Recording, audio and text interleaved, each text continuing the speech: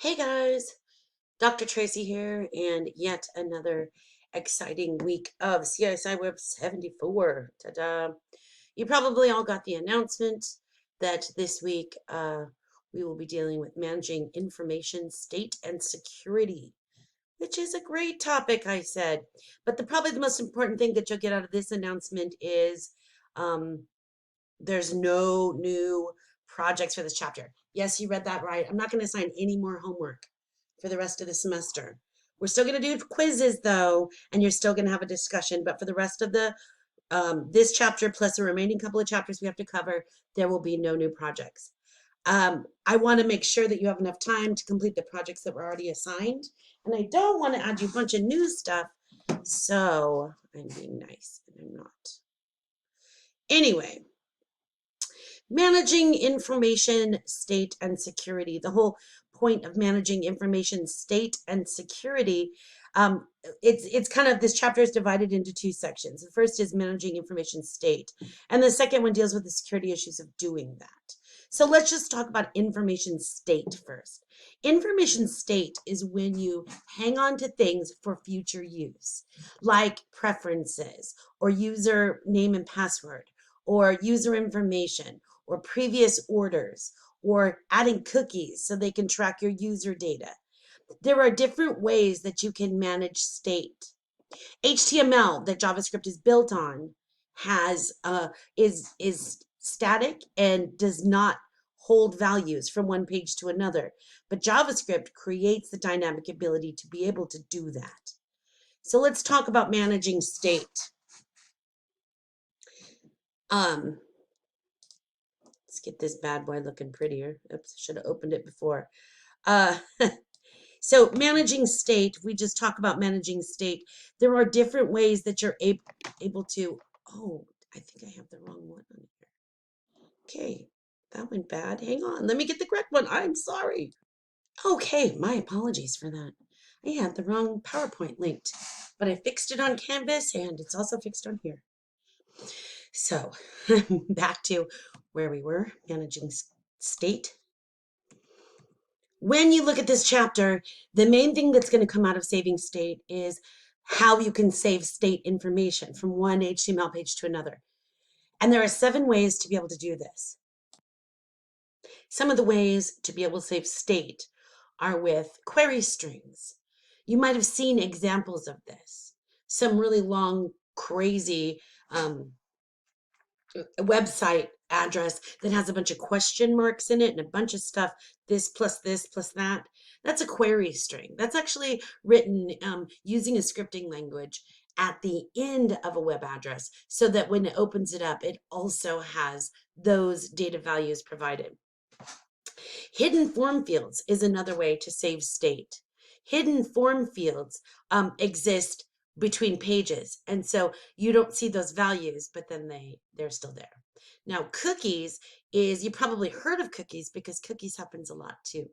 Cookies is where they store a little cookie crumb on your computer, for lack of a better word, and that's actually a perfect analogy. Cookies are not harmful. The only way that cookies can be harmful is if you have too many cookies, it could slow down your computer because it's constantly looking at your personal PC for your information.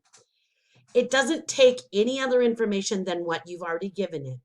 Cookies just allow it like it flags it. So let's say you go to Amazon.com and you sign in and you put in all your information, and it's nothing that's private or anything, just your regular username. I mean, it is private, but you're not sharing it or anything directly. Now, you have cookies enabled. So the next time you go into Amazon, it's going to look on your computer for just a little code. It doesn't save anything else. It saves a little code and it compares that code to its own database. And it says, wow, we match. And I have this person's username and password already. So I'll sign them in. So that's what's happening with cookies, is it's just signaling if these two computers have already made a connection. And if so, it can find it on their database. So there's nothing about it that puts your information in jeopardy What it does is if you have already given them their information, you don't have to give it to them again. That's what cookies is going to do. And like I said, the only way that cookies can be really damaging is if you have so many cookies saved on your computer could just be constantly trying to connect with other computers, and that could make it slow down. But that it's not a damage or a security risk. Okay, so let's look at some of these examples. Excuse me, let's look at some of these examples. The information that about an individual that visits a website can have multiple ways of looking at it. And HTTP, as part of its original design, was that it was stateless.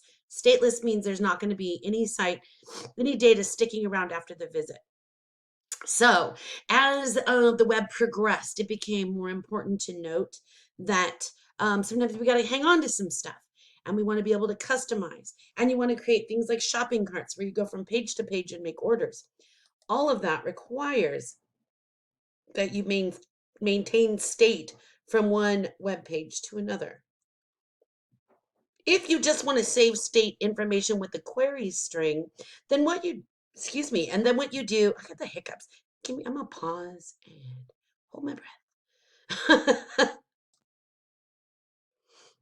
And so what you do is you put a link to a fully qualified domain name that starts with http://. And at the end of the string of the location of the web page that you're linking to, you add a question mark and then some name value pairs, which keep that information as you pass that link to the next page. So this is what it might look like. And you've probably seen things like that, where you see things that say like question mark, ISBN equals ampersand, quantity equals 2. This right here, this whole after the question mark is passing information in state. So if you started at example.com add item.html, example.com homepage.html or whatever, and clicked on the add item, you'll open up the add item.html page, but also available on that page will be the JavaScript variables of ISBN and quantity.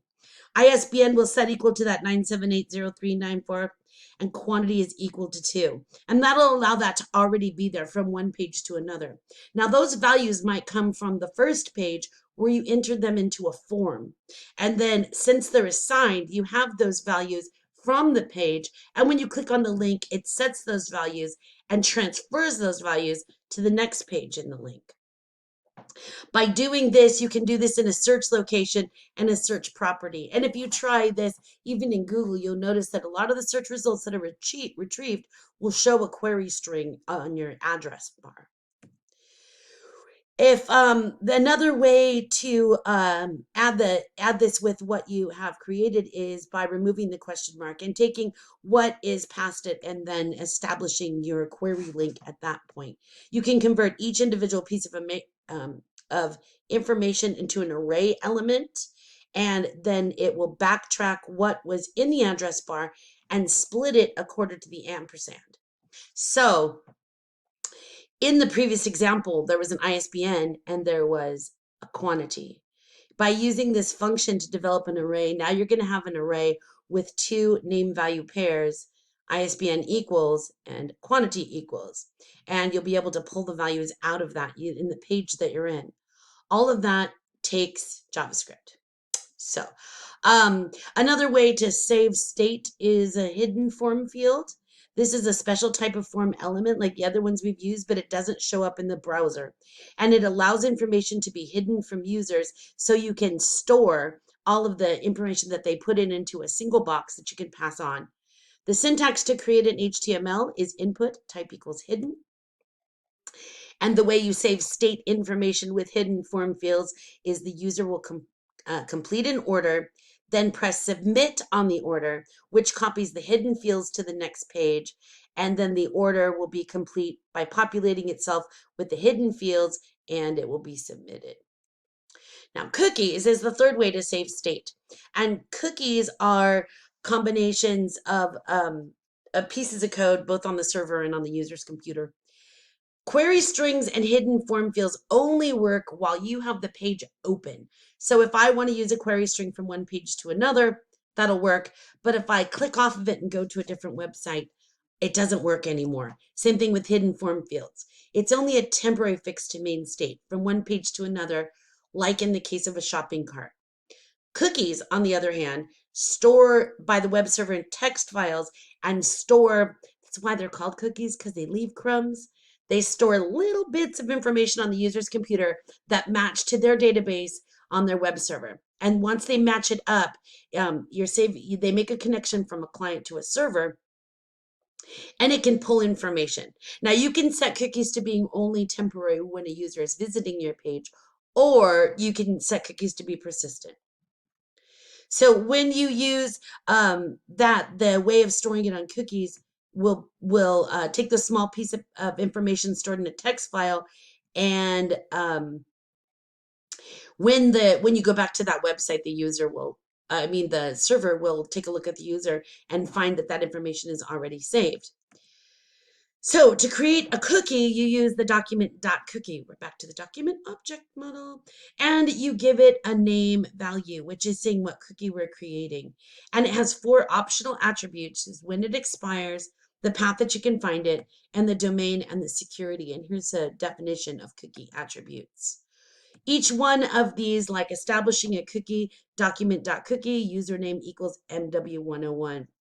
If you have that and it's true, then what it's going to do is save that little cookie onto your computer, so the next time you log in, it would match up to see what that cookie is and say, hey, welcome back, MW101.